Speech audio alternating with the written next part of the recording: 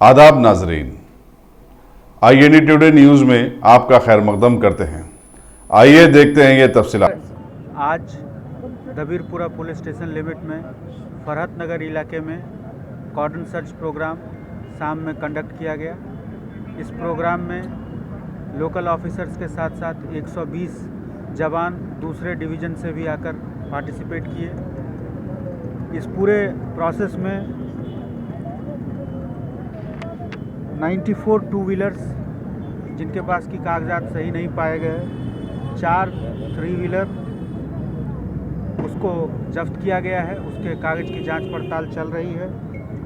10 rowdy seaters को भी check किया गया, 2 वेगाबाउंड्स चेक किया गया और साथ ही 6 कार्टून एक हर्बल प्रोडक्ट का भी पकड़ा गया, जिसकी भी हम जांच कर रहे हैं उसकी क्या सत्यता है।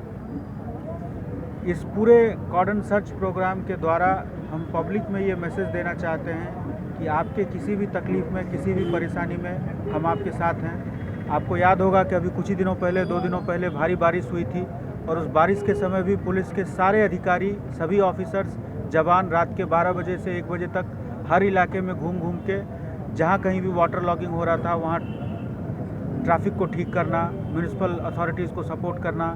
तो इस तरह से हम पब्लिक के साथ उसकी हर ज़रूरत में साथ मिलकर खड़े रहते हैं।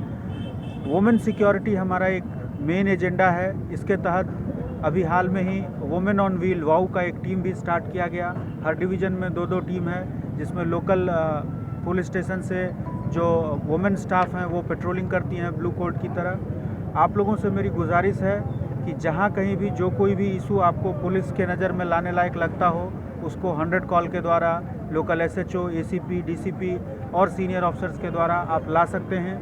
और साथ ही में आपकी ये जिम्मेदारी भी बनती है कि अगर कोई चीज़ आपके नज़र में ऐसा हो रहा है जिसकी इत्तला पुलिस को देनी चाहिए, खास करके कोई सामान, कोई अजनबी व्यक्ति या कोई ऐसा हरकत जो कि गलत है, तो जल्द से जल्द उसकी इत्तला हमको दें, जिससे कि हम उस पर सख्त कार्रवाई कर सकें।